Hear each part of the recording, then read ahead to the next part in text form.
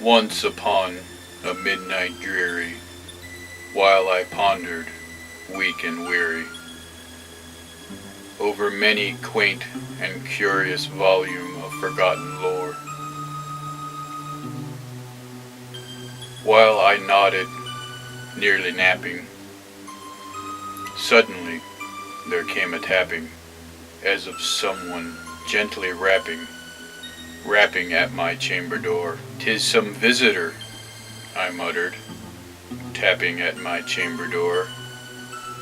Only this, and nothing more. Ah, distinctly I remember, it was in the bleak December, and each separate dying ember wrote its ghost upon the floor. Eagerly I wished no morrow. Vainly I had sought to borrow from my books sources of sorrow, sorrow for the lost Lenore,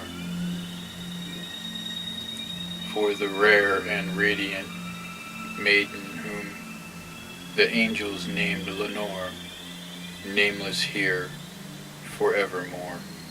And the silking, sad, uncertain rustling of each purple curtain thrilled me, filled me with fantastic terror never felt before, so that now, to still the beating of my heart, I stood repeating, "'Tis some visitor entreating entrance at my chamber door." Some late visitor entreating entrance at my chamber door. This it is, and nothing more. Presently my soul grew stronger, hesitating then no longer. "Sir," said I, "or madam, truly, your forgiveness I implore.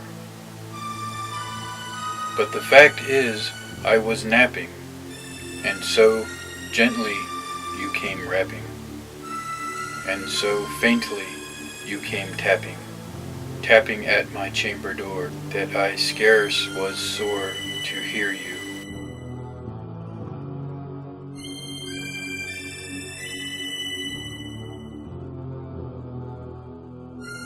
Back into my chamber turning, all my soul within me burning, soon again I heard the tapping, somewhat louder than before.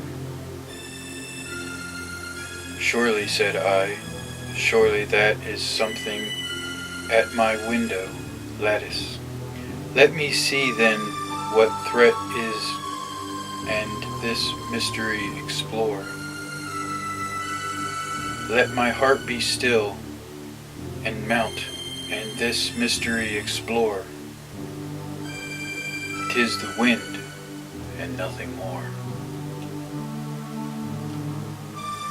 Open here I flung the shutter, when with my heart fleet and flutter, in there stepped a stately raven of the saintly days of yore. Not the least absence made hay, not a minute stopped or stayed he, but with mien of lord or lady, perched above my chamber door, perched upon the bust of Pallas, just above my chamber door, perched and sat, and nothing more. Then this ebony bird, beguiling my sad fancy into smiling, by the grave and stern decorum of the "Though thy crest be shorn and shaven, though," I said, "art sure no craven, ghastly grin, an ancient raven, wandering from the nightly shore, tell me what thy lordly name is, on the night's Plutonian shore." Quoth the raven, nevermore. Much I marveled this ungainly fowl to hear discourse so plainly thought. Its meaning little relevancy bore, for we cannot help agreeing that no living human being ever yet was blessed with seeing bird above his chamber door, bird or beast above the sculptured bust above his chamber door, with such name as nevermore. But the raven sitting lonely on the palace bust spoke only that one word, as if his soul in that one word he did outpour. Nothing further than he uttered, not a further than he fluttered, till I scarcely more than muttered, other friend have flown before, on the morrow he will leave me, as my hopes have flown before. Then the bird said, nevermore. Startled at the stillness broken, my reply so aptly spoken. Doubtless, said I, what it utters is its only stock and store, caught from some unhappy master,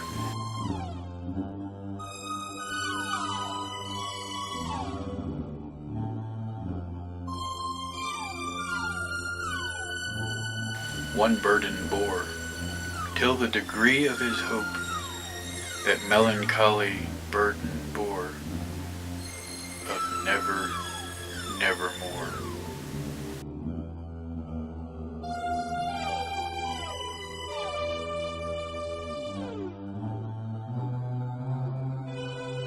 A cushioned seat in front of bird and bust and door, then upon the velvet sinking,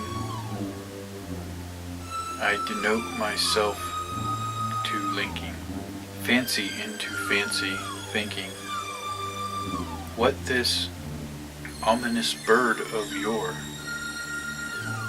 what this grim, ungainly, ghastly, gaunt, an ominous bird of yore, meant in croaking, nevermore.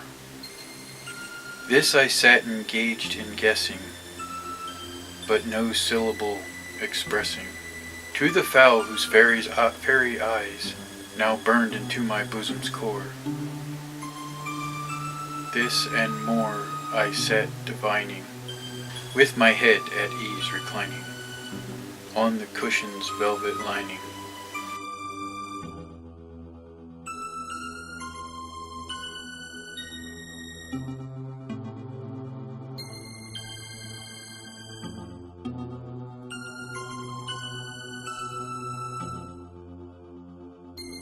Then mid-thought the air grew denser, perfumed from an incense censer, swung by seraphim whose footfalls tinkled on the tufted floor. Wrench, I cried, thy God hath lent thee.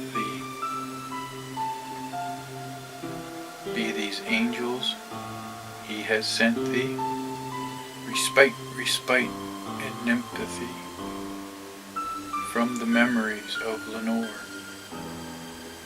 Quaff, oh quaff, this kind empathy, and forget this lost Lenore. Quoth the raven, nevermore. Prophet, said I, thing of evil, prophet still, if bird of devil, whether tempter sent or whether tempest tossed thee here ashore, desolate, yet all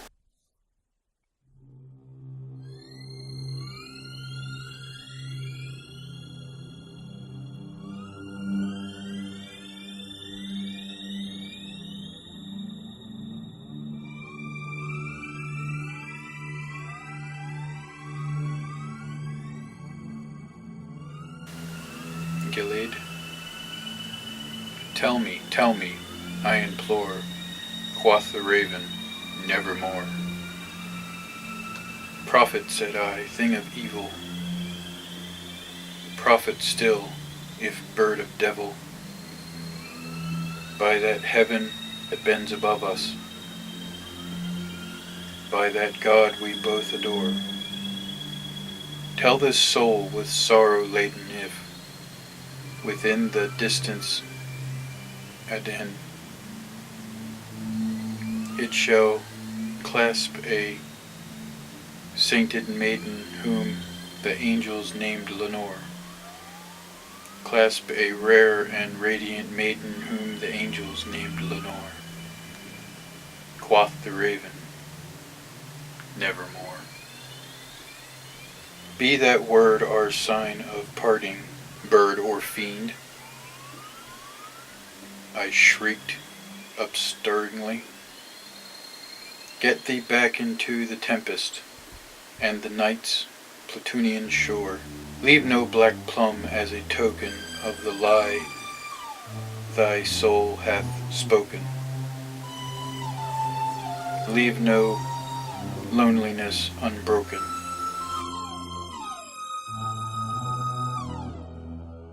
Take thy beak from out my heart, and take thy from off my door, quoth the raven, nevermore. And the raver, never fluttering, still is setting, still is sitting, on the palace bust just above my chamber door.